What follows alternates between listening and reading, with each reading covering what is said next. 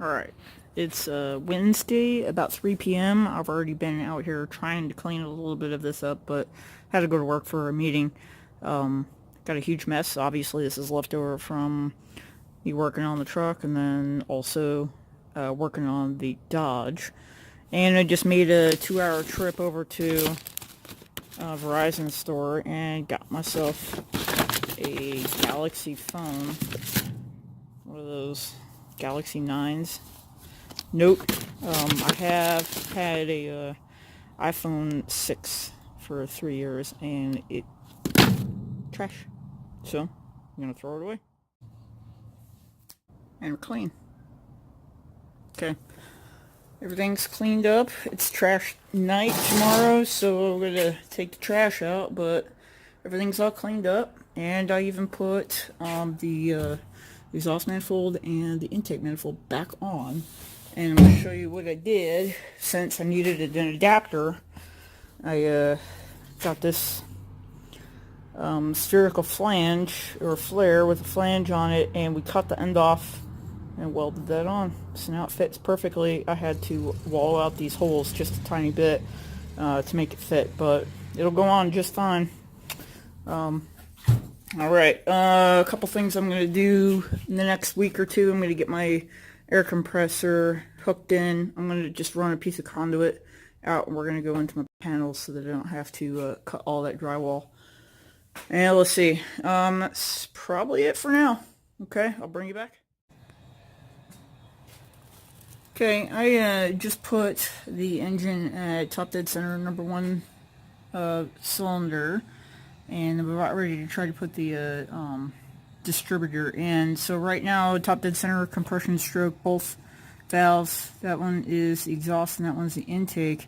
Both of them are fully closed right now, and I'm going to put the distributor in. It should be right where it needs to be. So I'm going to give it a shot. Hopefully it'll fit in.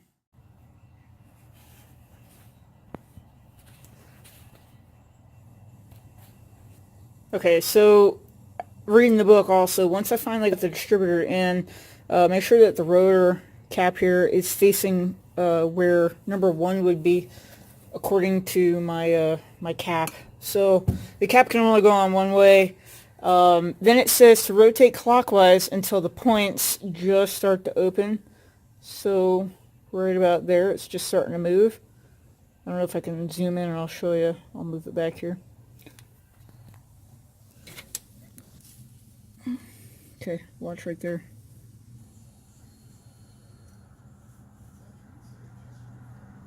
Just started to open. Moving it back. Right there. And then now I'm going to tighten it down. Here's the old cap. Let's see, 4, 5, and 6 look good, but all of the other points where the cables would go, even on the coil one, looks terrible. So it wasn't very much money, so I purchased a new one. I'm going to show you the inside of those. I'm about ready to turn the engine over, but nice and pretty. So I'll put that one on here in a moment. Anyway, what I'm going to do is I'm going to go ahead and just verify. Right now I'm on the top dead center of number 1. Watch my timing marks on the damper down through here. I can't really show you that at the same time.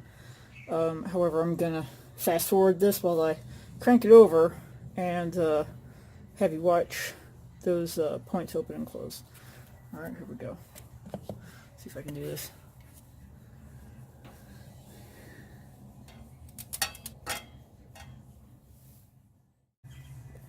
Alright, just listen. I've got the starter actually installed, but I'm not sure why the Bendix is catching and clicking as I turn the engine over. I'm almost to top dead center for compression stroke on number 1, but you can hear it clicking over there.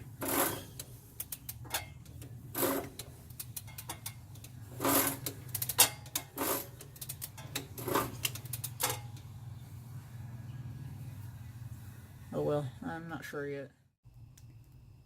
So I decided to put this box in here. I think I'm going to use this as my radio holder, and then I'm going to put probably some cup holders on it, but or in it.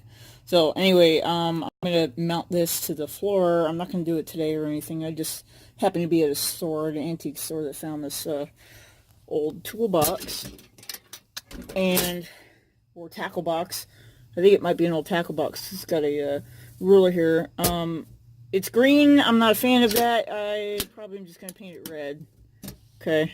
It does have a key. I can lock it.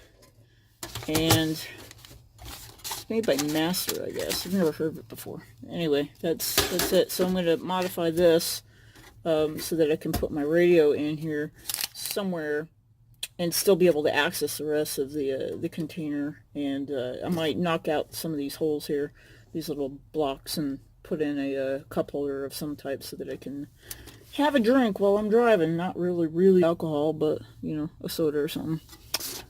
Anyway, that's it for this. Okay, right here is my pressure plate for my inline 6, and there is my clutch plate disc. I got a little bit of pitting inside here that I think, you know what, I was taking advice from a couple of my friends on the Slick 60 website that they say just go ahead and change it all, so I bit the bullet, paid the $200. Another thing I'm doing right now is actually I'm cleaning up linkages for the carb. Found these in those springs. I think I'm gonna measure them out and look for new ones. Carbs. Sorry, I'm wandering about. Carbs. One second, let me get another box down.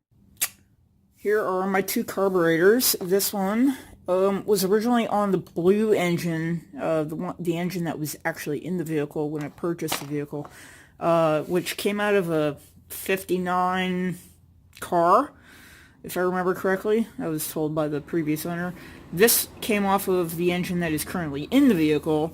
I did rebuild both of them, but you know what? It's just not matching up no matter what I do. And I heard some good advice from another one of those Ford truck guys that I followed the website for.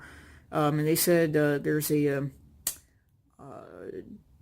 carburetor on eBay for a very reasonable price, and it worked perfectly. So I'm just going to go ahead and bite the bullet, pay the $100 and something, maybe $200, whatever it is, just make that purchase and get it done. So anyway, I have these. I'll probably put them on the shelf, and maybe I'll use them again once I get this truck going. Okay, so I don't want to make this video too long. I mean, I've got a lot of things going on in there. I'm waiting for parts, I'm waiting for this, I'm waiting for that. So I'm pretty much just finding time to keep myself busy in the moment. I'll get back to you guys more on this engine as I get the build going. Probably expecting the clutch here in about 2 days, and a couple of the exhaust parts here probably in about a day or two. Anyway, I'll get back to you soon. Alright, y'all have a good one, and take care. Talk to you soon.